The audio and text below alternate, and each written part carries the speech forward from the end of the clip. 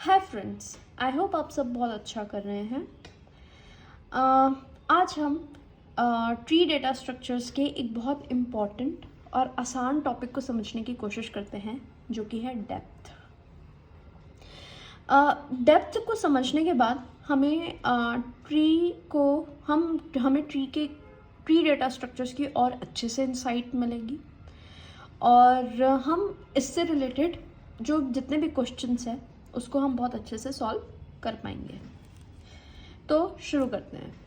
जैसे कि आप यहाँ पे देख सकते हैं, मैंने एक बहुत सिंपल जनरल ट्री बनाया है। ये जो जनरल ट्री है ये एक फर्म या कोई भी ऐसे कॉरपोरेशन को रिप्रेजेंट कर रहा है, जिसका नाम है इलेक्ट्रॉनिक आरयूज़। और इस इलेक्ट्रॉनिक आरयू के बहुत सारे डिपार्टमेंट्स हैं, जैसे कि किसी भी फर्म या कॉरपोरेशन में होते हैं। R&D है, सेल्स है, परचेजिंग है, मैन्युफैक्चरिंग है। और सेल्स के भी अपने चिल्ड्रन नोड्स हैं, मैन्युफैक्चरिंग के भी अपने चिल्ड्रन नोड्स हैं। और इस तरीके से मैंने एक ट्री और जिसमें बहुत सारे नोड्स हैं ये बना रखा है। ये एक जनरल ट्री है, क्योंकि इस पर्टिकुलर ट्री में जो रूट नोड है उसमें 1, 2, 3, 4 या जितने भी चिल्ड्रन होने की फ्लेक्सिबिलिटी होती है, इसलिए हमने इसे जनरल ट्री बताया गया है। और इसके अलावा मैंने एक बाइनरी ट्री भी बनाया है। बाइनरी ट्री एक ऐसा क्लास है ट्री का, बाइनरी ट्री एक ऐसा क्लास है ट्री का जिसमें हर चाइल्ड नोड में दो नोड, हर नोड्स के 2 चाइल्ड नोड्स होते हैं। एग्जैक्टली 2 अगर चाइल्ड नोड्स है तो वो एक प्रॉपर बाइनरी ट्री होगा, पर फ्लेक्सिबिलिटी होती है कि नोड के 1, 2 या 0 चाइल्ड नोड्स हो सकते हैं। अब हम आते हैं अपने एक्चुअल टॉपिक में। इससे आपको थोड़ा ट्री को समझने में, ट्री और डेप्थ को कनेक्ट करने में और आसानी होगी। अब हम आते हैं अपने एक्चुअल टॉपिक में, डेप्थ। सो डेप्थ किस चीज़ का होगा? ऑब्वियसली डेप्थ एक, अगर हम ये कहते हैं कि डेप्थ एक ट्री का है,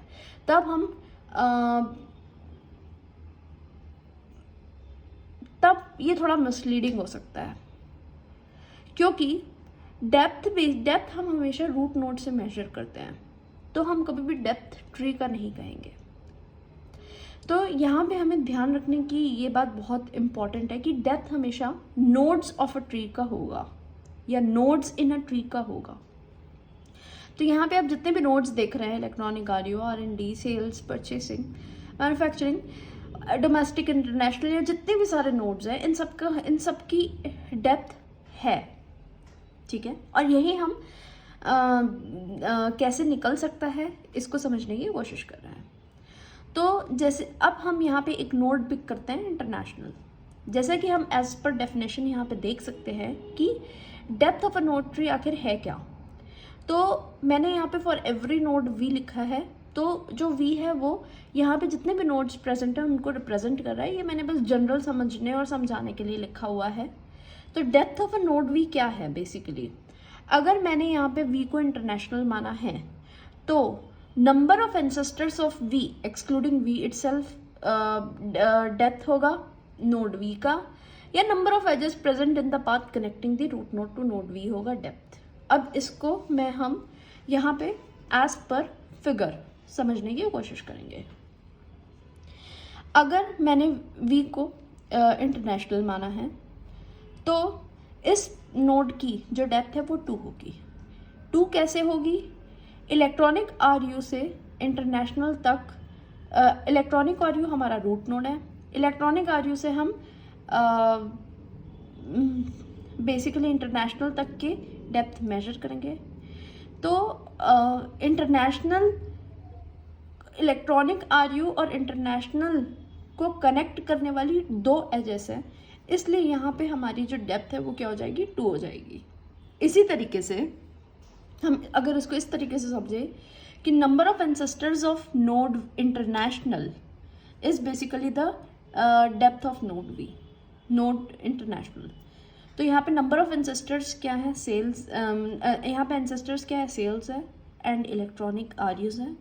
तो जो नंबर ऑफ एंसेस्टर्स है वो कितने हो जाएंगी, 2 हो जाएंगे। तो इसलिए यहाँ पर डेप्थ ऑफ अ नोड भी क्या हो जाएंगी, 2 हो जाएंगे। इसी तरीके से अगर हम ओवरसीज में आए तो अगर हम सेम डेफिनेशन रेफर करें और उसको हम यहाँ पे मैप करें तो हमें ये समझ में आएगा कि number of edges present in the path connecting the root node to the node V is 3। यहाँ पे वी हमारा क्या है, ओवरसीज है, और यहाँ पे नंबर ऑफ एजेस जो कि इलेक्ट्रॉनिक आरयू और ओवरसीज को कनेक्ट कर रहे हैं वो कितने हैं, 3 है। एक इलेक्ट्रॉनिक आरयू से सेल्स तक, एक सेल्स से इंटरनेशनल तक, और एक इंटरनेशनल से ओवरसीज तक। तो इस तरीके से जो डेप्थ है ओवरसीज नोड की वो क्या है, 3 है। अब ये तो हुआ एक सैम्पल, एक बहुत इजी डेफिनेशन, एक बहुत इजी एग्जाम्पल समझने का। बट रियल लाइफ प्रॉब्लम्स में जो billions and millions of nodes होगी तो हमारे पास ये अपॉर्चुनिटी नहीं रहेगी कि हम बेसिकली काउंट करें, या हम कोई ऐसा प्रोग्राम लिखे जिससे हम ऐसे काउंट कर रहे हैं। तब हम क्या कर सकते हैं, तब हम एक बहुत मैजिक टूल का यूज़ कर सकते हैं जो कि है रिकर्शन। तब हमारा जो काम आसान करेगा वो रिकर्शन जो है वो हमारा काम आसान करेगा। तो अगर हम रिकर्सिव वे में डेप्थ को मेजर करने की कोशिश करें तो उसको हम कैसे निकालेंगे, हम ये समझ लेते हैं।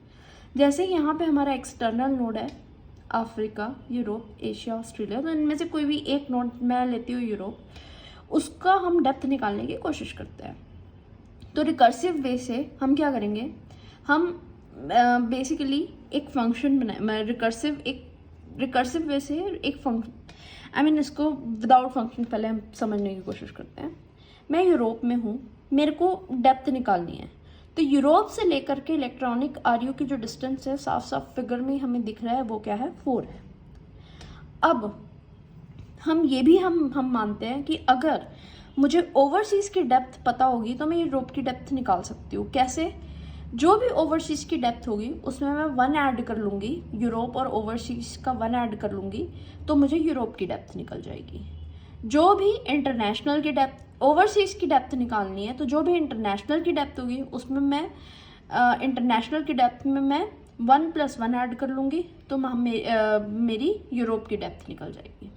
इसी तरीके से मेरे को सेल्स की भी डेप्थ पता होनी चाहिए जिसमें मैं 1 + 1 + 1 ऐड कर लूँगी तो सेल्स क्या बोलते हैं और सेल्स की डेप्थ में ऐड कर लूँगी तो मेरी यूरोप की डेप्थ निकल जाएगी। और इलेक्ट्रॉनिक आरयू की जो डेप्थ है वो तो हमें पता है क्योंकि ये रूट नोड है, तो इलेक्ट्रॉनिक आरयू की जो डेप्थ है वो 0 है। अब मैंने यहाँ पे एक बहुत अच्छे से एल्गोरिथम लिखी हुई है, स्टेटमेंट्स के फॉर्म में एल्गोरिथम लिखी हुई है ताकि ये बहुत ईजिली हमें हेल्प करे समझने में। अगर v हमारा रूट नोड है, if v is a root node then depth is 0, else depth of a node v is 1 + depth of the parent of node v। तो लेट सपोज मैंने एक फंक्शन यहाँ पे लिखा हुआ है डेप्थ, जो कि एक इंटीजर वैल्यू को रिटर्न कर रहा है और इनपुट ले रहा है ट्री और पोजीशन भी। तो अगर रूट नोड है तो 0 हो जाएगी, और इसी को मैंने यहाँ पे एज अ फंक्शन लिख दिया। यहाँ पे मैंने फिर से कॉल कर दिया है डेप्थ को, पर इस बार मैंने डेप्थ को कहाँ कॉल किया है, पेरेंट पे कॉल किया है। तो यही फंक्शन बेसिकली क्या होगा, अगर मैं यहाँ पे ये फंक्शन को कॉल कर रही हूँ तो सेम फंक्शन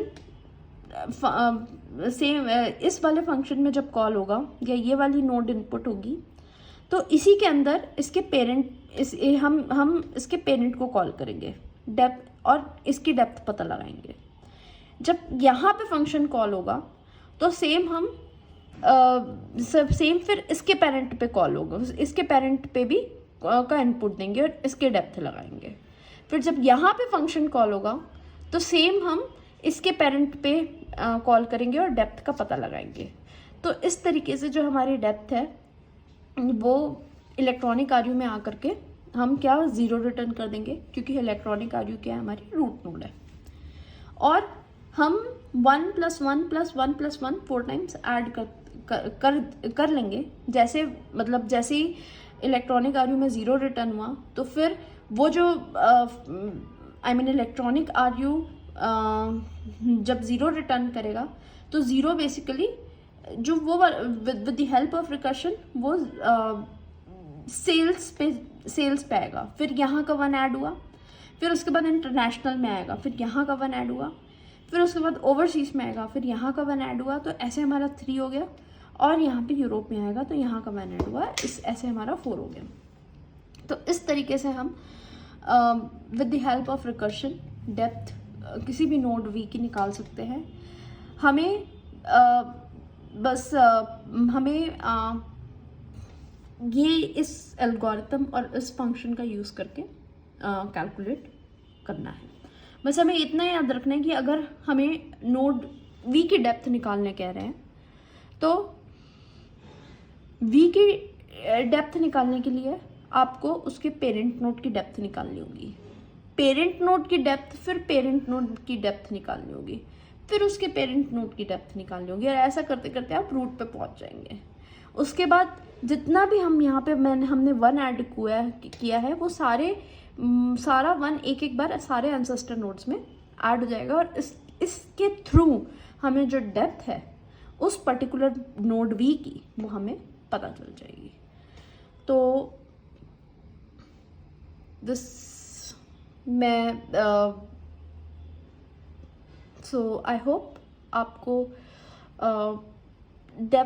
मैं डेप्थ अच्छे से समझ आया होगा। And yes, so that's all from my side. Thank you guys.